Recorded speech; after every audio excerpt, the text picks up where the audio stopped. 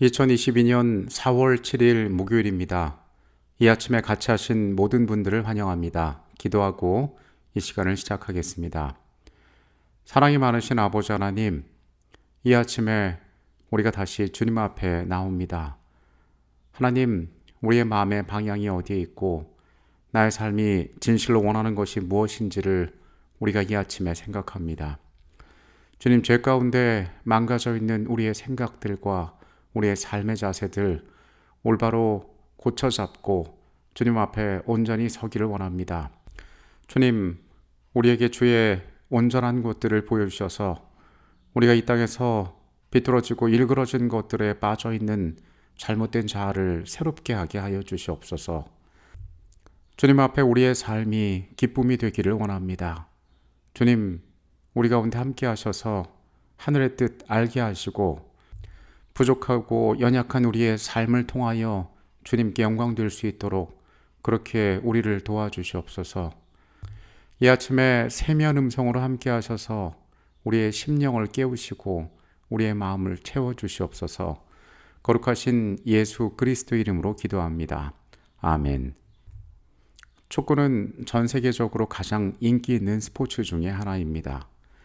월컵과 같은 국제대회가 열리면은 한 팀당 23명의 선수들이 대회에 출전할 수가 있습니다.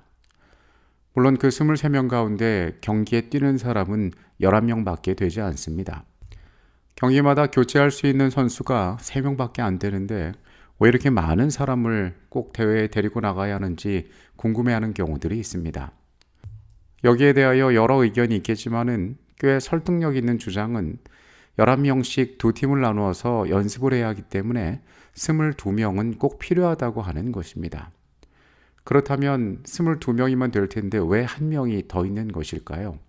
축구 엔트리 23명을 짤 때에 공격수든 수비수든 그 팀에서 마음대로 인원을 조절할 수 있지만은 강제하는 포지션 규정이 있으니 그것은 골키퍼는 반드시 3명을 데리고 와야 한다는 것입니다. 그러니까 양 팀으로 나눠서 게임을 하더라도 한 명의 골키퍼는 추가적으로 남게 되는 것입니다. 아무래도 신체 접촉이 작고 부상이 빈번한 포지션이기 때문에 그 팀의 안전을 위해서 골키퍼는 반드시 3명을 데려오도록 하는 것입니다. 그런데 이 골키퍼란 포지션이야말로 체력 소모가 많지 않기 때문에 한 명의 분명한 주전 선수가 있으면은 두 번째, 세 번째 선수는 기회를 얻기가 쉽지 않습니다. 그래서 만약에 세 번째 골키퍼로 선발이 되어서 대회에 나간다 하더라도 실제 경기에 출전할 확률은 매우 낮습니다. 큰 대회를 앞두고 이 세 번째 골키퍼를 언론이 인터뷰하게 되었습니다. 그리고 기자가 묻습니다. 대회에 나가서 경기에 뛸 수 있는 기회가 주어진다면 어떨 것 같습니까? 그런데 이 세 번째 골키퍼는 아주 의외의 대답을 합니다. 만약에 내가 경기에 출전한다면 그것은 우리 팀의 원래의 계획이 어긋난 것을 의미할 것입니다. 우리 팀이 성적이 좋지 않거나 혹은 주전 선수가 다친 것을 의미할 것입니다. 나는 우리 팀이 이 대회를 열심히 준비한 만큼 원래의 계획대로 성공적인 대회를 치르기를 원합니다. 만약 그렇게 된다면 나는 경기에 뛸 일이 없을 것입니다.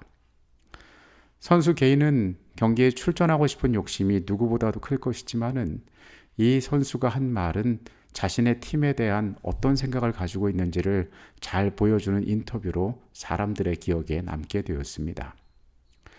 우리의 일상 가운데에서 언제나 플랜 B라는 것은 존재합니다. 날씨가 흐리면 비가 온다는 일기예보가 없더라도 우산을 가지고 나가게 됩니다. 여행을 갈 때는 입지 않을 것 같은 옷이지만은 혹시 몰라서 여벌의 옷들을 준비해 가기도 합니다. 그리고 우리의 일상 가운데서는 일어나지 않으면 좋겠지만은 미리 준비하는 여러 가지 모습들이 흔히 있습니다. 우리는 창세기의 말씀에서 하나님께서 원치 않으셨던 그 플랜이 가동되는 모습을 바라보게 됩니다. 오늘의 주제는 인간의 운명입니다. 창세기 3장 15절로 24절까지의 말씀입니다. 내가 너로 여자와 원수가 되게 하고 내 후손도 여자의 후손과 원수가 되게 하리니 여자의 후손은 내 머리를 상하게 할 것이요 너는 그의 발꿈치를 상하게 할 것이니라 하시고, 또 여자에게 이르시되 내가 내게 임신하는 고통을 크게 더하리니 내가 수고하고 자식을 낳을 것이며 너는 남편을 원하고 남편은 너를 다스릴 것이니라 하시고, 아담에게 이르시되 내가 내 아내의 말을 듣고 내가 내게 먹지 말라 한 나무의 열매를 먹었은즉 땅은 너로 말미암아 저주를 받고 너는 내 평생에 수고하여야 그 소산을 먹으리라. 땅이 내게 가시덤불과 엉겅퀴를 낼 것이라. 내가 먹을 것은 밭의 채소인즉 내가 흙으로 돌아갈 때까지 얼굴에 땀을 흘려야 먹을 것을 먹으리니 내가 그것에서 취함을 입었음이라. 너는 흙이니 흙으로 돌아갈 것이니라 하시니라.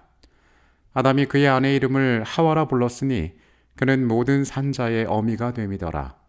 여호와 하나님이 아담과 그의 아내를 위하여 가죽 옷을 지어 입히시니 여호와 하나님이 이르시되 보라, 이 사람이 선악을 아는 일에 우리 중 하나같이 되었으니 그가 그의 손을 들어 생명나무 열매도 따먹고 영생할까 하노라 하시고, 여호와 하나님이 에덴 동산에서 그를 내보내어 그의 근원이 된 땅을 갈게 하시니라. 이같이 하나님이 그 사람을 쫓아내시고 에덴 동산 동쪽에 그룹들과 두루도는 불칼을 두어 생명나무의 길을 지키게 하시니라. 인간의 타락 이후에 동산에 나타나신 하나님께서는 먼저 뱀에게 저주를 선언하셨다는 말씀을 어제 우리는 확인하였습니다. 그리고 그 후에 하나님께서는 사람에게 말씀을 시작하십니다. 뱀에게 내려진 하나님의 심판이 분명히 저주였던 것과는 달리 여자와 남자에게 내려진 하나님의 심판은 그 성격에 있어서 조금 다른 것이었습니다. 사람에게 하시는 하나님의 심판의 말씀 가운데 저주라는 단어가 유일하게 언급된 곳은 땅에 적용될 때였습니다. 여기에서 보여주는 사실은 하나님께서 뱀에게 하신 것과는 달리 우리의 첫 조상, 남자와 여자에게는 다른 계획을 가지고 계셨음을 보여주고 있습니다. 아담과 하와에게는 뱀에게는 허락되지 않았던 소망이 주어졌던 것입니다. 여자의 죄가 뱀과 가까이 한 결과였기 때문에 여자에게 내려진 하나님의 심판은 뱀에게 내려진 심판과 연관되어 있었습니다. 창세기 3장 16절은 앞선 15절의 말씀 바로 뒤에 이어질 뿐만 아니라 두 예언 사이에 나타나 있는 연관성은 여자와 관련된 창세기 3장 16절의 예언을 창세기 3장 15절의 메시아의 예언과 연결해 이해해야 함을 보여주는 것입니다. 그러므로 출산을 포함한 여자에게 내려진 하나님의 심판은 구원이라는 긍정적인 관점에서 이해되어져야 합니다. 하나님께서는 범죄 이후에 인류가 겪게 될 변화 가운데 여인에게 해산의 고통을 더하셨다라고 말씀하셨는데, 이 해산의 고통은 인간에게 저주로만 주어진 것이 아니라 그 가운데 다른 계획과 연관되어져 있다는 것을 이곳에서 언급하는 것입니다. 남자였던 아담의 죄는 하나님의 말씀을 듣는 대신 여자의 말을 들은 것이었기 때문에 그가 지음을 받을 때 나왔던 곳, 즉 흙에서 나왔던 그의 삶, 땅이 저주를 받는 것이었습니다. 그 결과로 남자는 땀 흘려 수고하여야 땅의 소산을 먹을 수가 있었습니다. 그리고 종국에는 그는 그가 왔던 땅으로 돌아가게 될 것이었습니다. 죽음을 통하여 소멸하고 그가 흙으로 썩어지게 된다는 것이었습니다. 이 선언들은 대단히 슬픈 일이었습니다. 원래는 일어나지 말았어야 하는 일이었습니다. 이것은 하나님께서 본래 가지고 계시던 계획이 아니었습니다. 그러나 이러한 절망 가운데에서도 우리가 하나님의 말씀 가운데 분명하게 발견할 수 있는 것은 죽음이라는 절망적인 선고를 받게 된 아담이 여자에게로 돌아서서 그녀의 해산을 통하여 생명의 희망을 발견하게 된다는 사실입니다. 이것은 우리가 매우 주목할 만한 부분입니다. 그가 받은 죽음의 선고, 즉 사형 선고 가운데에서 새로운 생명의 희망을 발견하다니 말입니다. 자녀를 사랑하는 모든 부모의 마음과 마찬가지로 하나님께서는 그들을 위하여 오직 좋은 것만을 주기를 원하셨습니다. 그러나 인류는 약속된 질서에서 벗어나고 그들은 타락하게 되었습니다. 그래서 그들은 악이 어떤 것인지를 알게 됐고 죄로 인하여 하나님과의 관계의 단절을 경험하게 되었습니다. 하나님께서는 이제 그 문제를 해결하셔야만 했습니다. 그래서 원치 않았지만은 그분께서 미리 준비하셨던 다른 계획들이 발효되어야 했던 것입니다. 하나님께서는 그분께서 사랑하시는 인류를 위하여 자신이 할 수 있는 모든 것을 하실 것이었습니다. 참된 낙원에서 살고 있던 그들에게 하나님과 그분의 말씀 그리고 그들을 향한 하나님의 사랑을 의심할 이유는 전혀 없었습니다. 그러나 이러한 넉넉하고 충분한 영적인 조건 가운데서도 그들은 하나님 앞에 불순종함으로 그 특권을 상실하고 말았습니다. 인간은 실패했지만 하나님께서는 그들을 버리지 않으셨음을 우리는 보게 됩니다. 사람의 타락은 온 하늘을 슬픔으로 가득 채웠다. 하나님께서 창조하신 세계는 죄의 저주로 시들었고 비참하게 죽을 운명에 처한 존재들이 살게 되었다. 율법을 범한 자들이 피할 길은 없는 것 같이 보였다. 천사들은 찬양의 노래를 그쳤다. 하늘 궁정 전체가 죄가 가져온 황폐 때문에 통곡하고 있었다. 하늘의 영광스러운 사령관이신 하나님의 아들은 타락한 인류를 불쌍히 여기셨다. 잃어버린 세계의 임할 화가 그분 앞에 떠오를 때에 그분의 마음은 무한한 동정으로 감동되셨다. 그리하여 하나님의 사랑은 사람이 구속받을 수 있는 한 경륜을 입안하셨다. 깨어진 하나님의 율법은 죄인의 생명을 요구하였다. 온 우주에서 사람을 위하여 이 요구를 만족시킬 수 있는 이는 한 분밖에 없었다. 하나님의 율법은 하나님 자신처럼 거룩함으로 하나님과 동등하신 분만이 범법을 속죄할 수 있었다. 그리스도밖에 아무도 타락한 사람을 율법의 저주에서 속량하여 하늘과 조화시킬 수 없었다. 그리스도께서는 죄책 그리고 거룩하신 하나님께 매우 가증함으로 아버지와 아들을 틀림없이 분리시킬 죄의 수치를 자진해서 떠맡으실 것이었다. 그리스도께서는 타락한 인류를 구원하시기 위하여 비참의 심연에까지 내려가실 것이었다. 인류의 실패는 하늘을 슬픔에 빠뜨렸습니다. 그리고 많은 계획들을 뒤틀어지게 만들었습니다. 많은 것들을 혼란스럽게 만들었습니다. 치르지 않을 비용을 치르게 만들었습니다.